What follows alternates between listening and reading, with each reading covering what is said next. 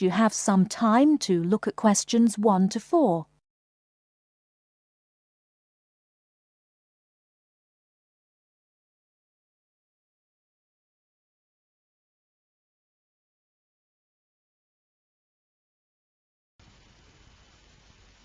Right, everyone, my name is Kathy Smith. I'd like to give you a brief introduction about the library system. Every good student should learn how to use the library. If you have to do a research project, the library is the place to go to for information.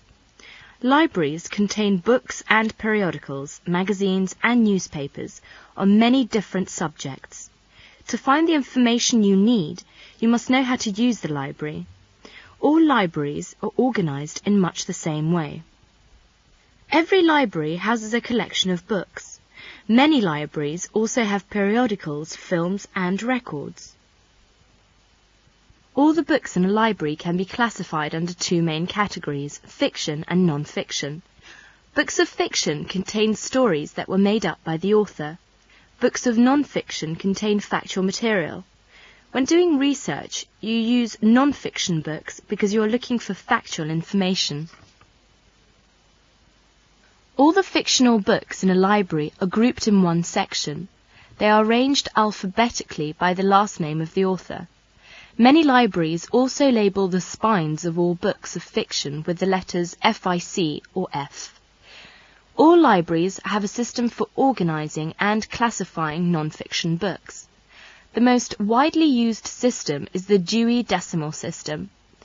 It was designed by an American librarian named Melvin Dewey. It is called a decimal system because it divides all non-fiction books into 10 major categories. These are further divided into subdivisions.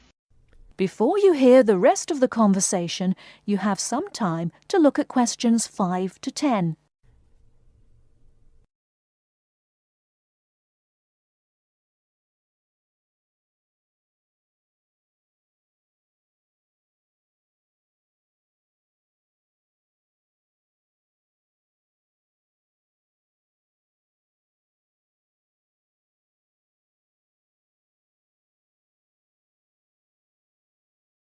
Now listen and answer questions 5 to 10.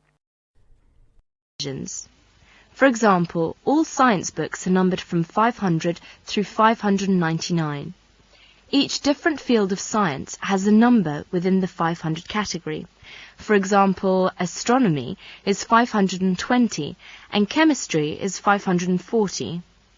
The Dewey Decimal System provides a category for every type of non-fiction book. The best way to locate a book in the library is to use the card catalogue.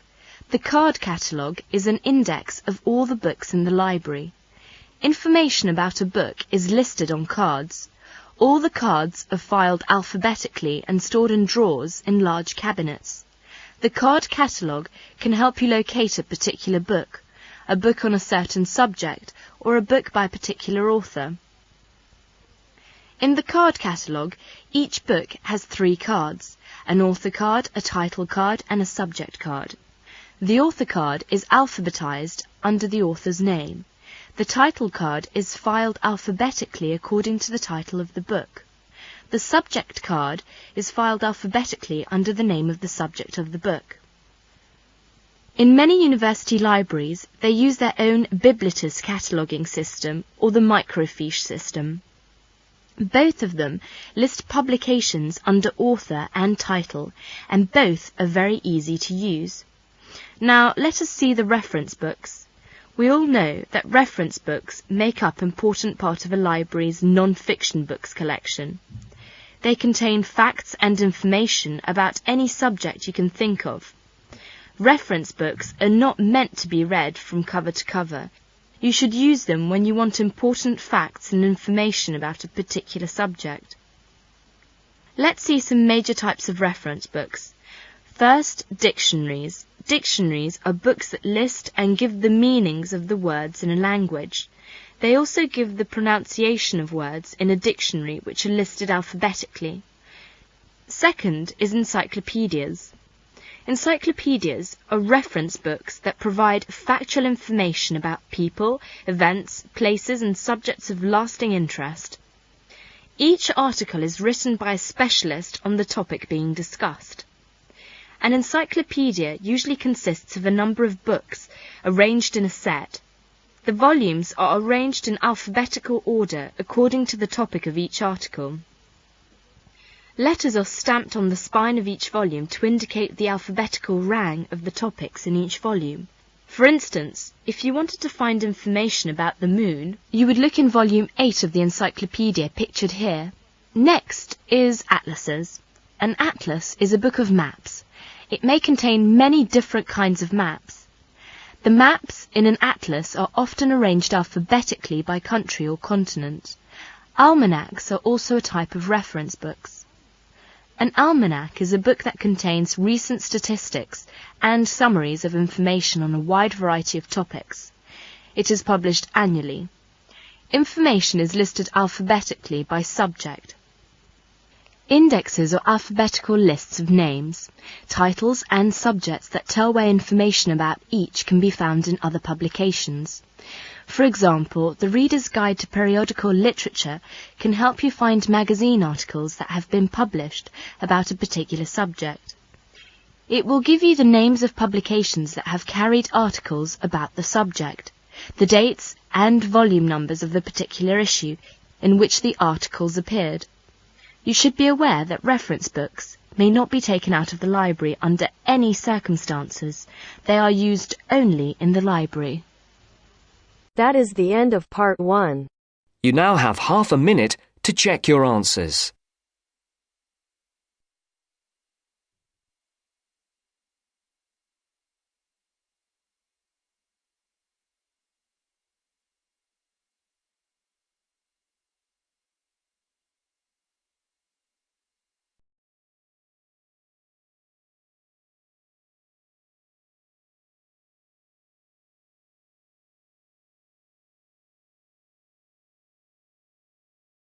Now turns to part 2. Part 2. You will hear an extract from a talk about the Scottish Highlands. First, you have 30 seconds to look at questions 11 to 18.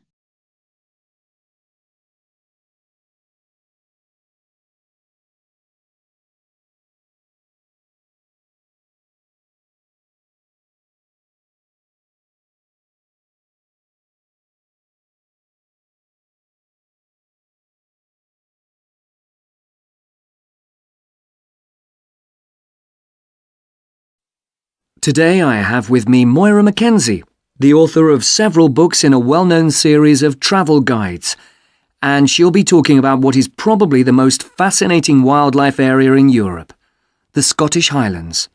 Moira. Yes, that's right. And it's a wonderful place to visit with lots to do in an area that makes up over half of Scotland. Including the 790 islands that lie scattered around the coast, it covers 39,000 square kilometres. Getting there is easy. From here in Glasgow, a good starting point is Fort William on the west coast, with regular bus and rail services linking the two. I'd recommend the train, which takes 4 hours to get there. Alternatively, you can take the Highland Line, which takes the more easterly route up to Inverness. That, in fact, is a bit quicker, taking around 3.5 hours to cover the 280 kilometres from here. There are also two main options by road. You can take either the A9 up through Stirling and Perth and then on to Inverness, or else on the west there's the A82 which runs up to Fort William and then, if you want, on to Inverness. Now, a lot of people associate the Highlands with bitterly cold weather, but in fact the region has a generally mild climate as a result of being surrounded on 3 sides by sea, particularly the warm waters of the Atlantic.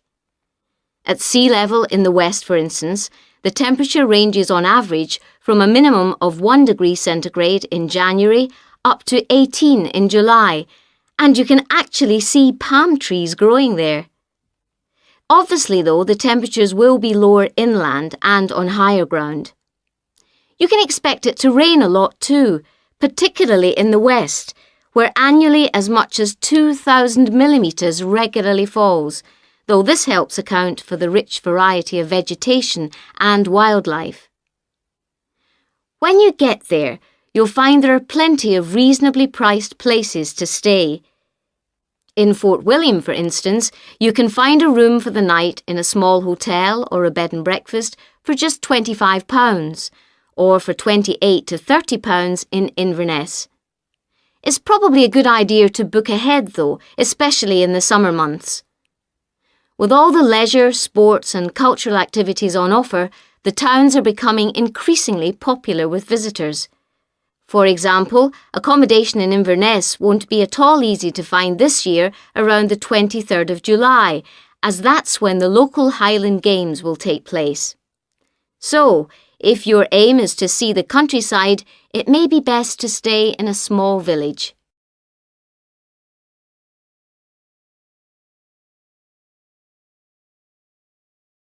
Now you have some time to look at questions 19 and 20.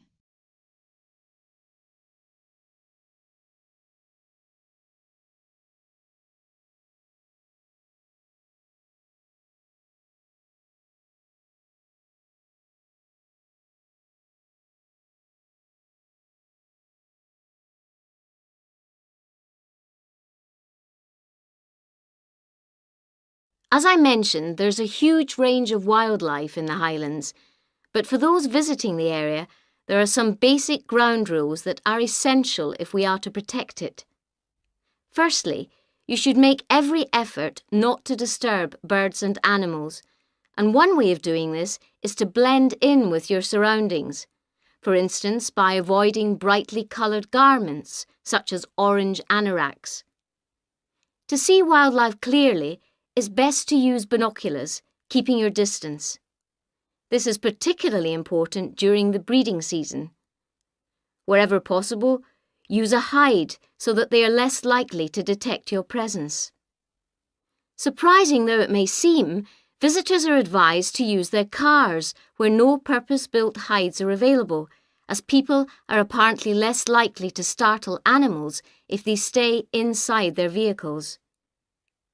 You may even find that creatures come up close to where you're parked, in which case, wait until they've gone before you move off. It should really go without saying that it's essential to be as quiet as possible, though sadly some people need reminding of this. Oh, and one other thing. Wild animals and pets don't mix, so please leave your dog at home, or at least somewhere he or she can't chase the wildlife or damage their habitat.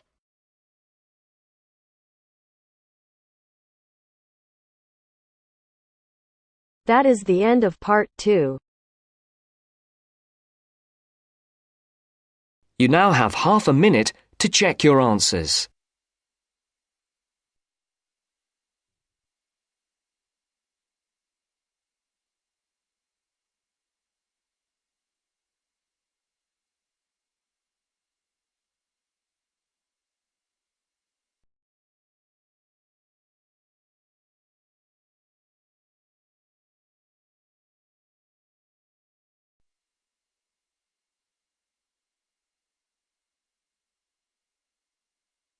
Now turns to part 3. Part 3. You will hear a conversation between Caesar and a welfare officer. As you listen, answer questions 11 to 20. First, you have some time to look at questions 21 to 26.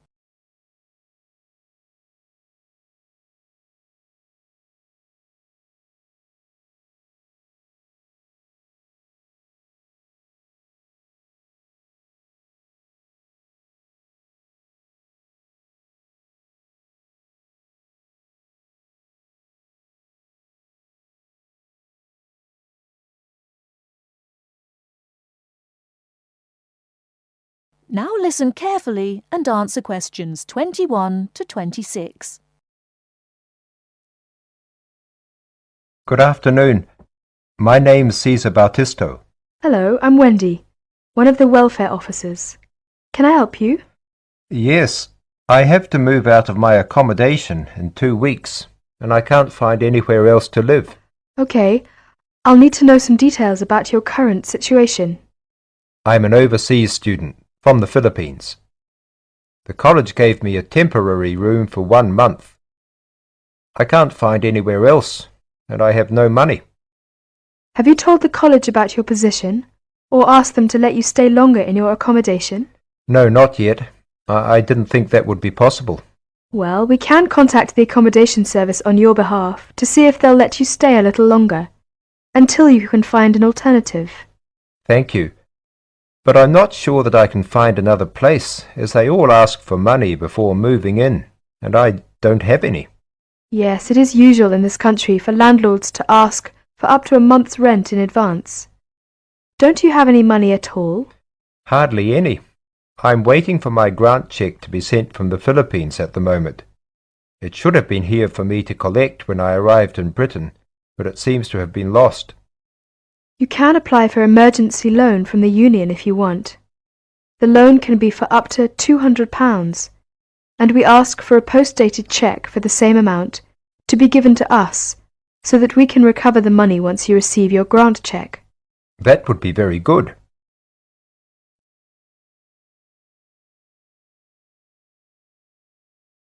Before you hear the rest of the talk, you have some time to look at questions 27 to 30.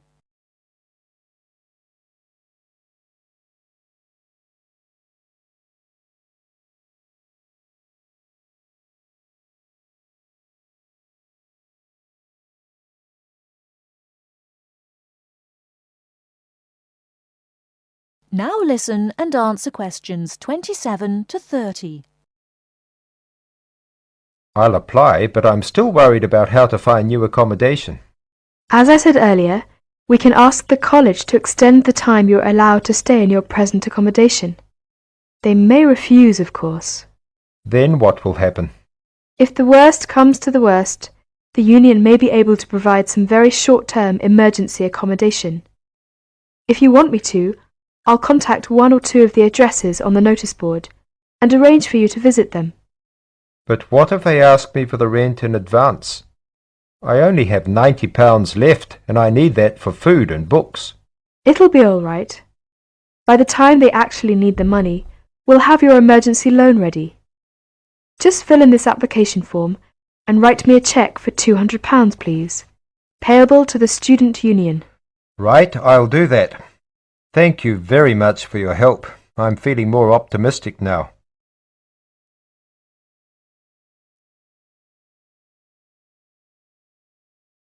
That is the end of part 3. You now have half a minute to check your answers.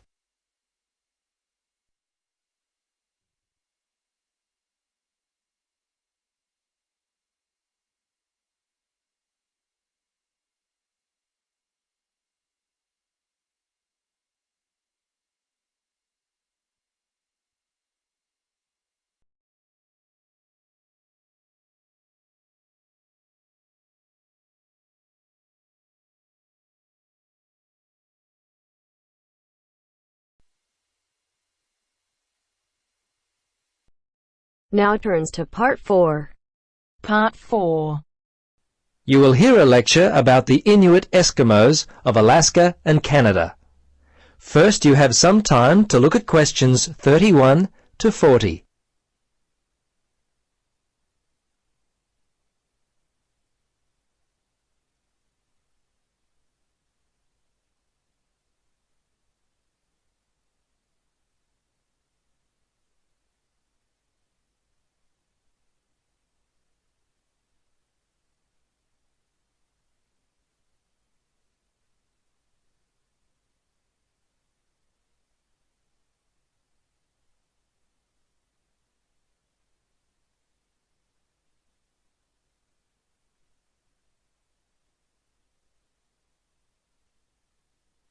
Now listen and answer questions 31 to 40. Good afternoon. In our lecture today, we will continue our study of people who inhabit the northernmost regions of the world. Our focus will be on the native inhabitants of Alaska and Canada, the Inuit Eskimos. They have been called the native inhabitants, as the Inuit were the people who had most recently migrated across the gap between Alaska and Siberia. Distinctly Asian in origin, the Inuit, which is literally translated the people in their native language, developed their civilization in what is now the Bering Sea region about 1,000 years ago. Their culture spread eastward and is called the Thule culture, after the place in northern Greenland where archaeologists first discovered it. The first Europeans to meet Inuit people were Norse settlers in what is now northern Newfoundland, Canada. These settlers lived there for a short time around 1000 AD. Approximately 500 years later, beginning in the 1500s, European whalers, fishing crews, and explorers met many Inuit along the coast of Labrador. Russians and other Europeans first met Alaskan Inuit in the 1700s.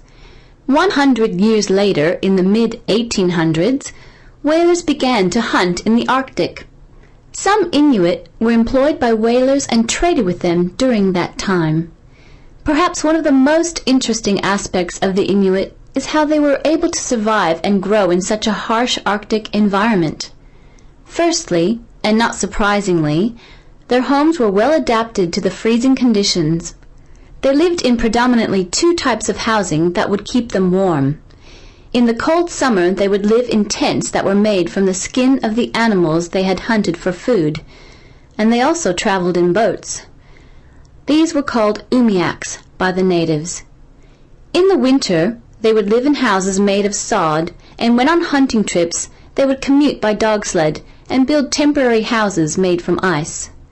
These igloos, which is the Inuit word for house, were uniquely made with a sharp blade carved out of walrus tusk. They would cut large blocks of hard-packed snow, about 3 meters wide, out of the ground. The blocks would then be used to build a 6-meter dome over a wide, shallow hole. Within 1 or 2 hours, an igloo up to 10 meters in length could be built. It was weatherproof and large enough to house an entire family.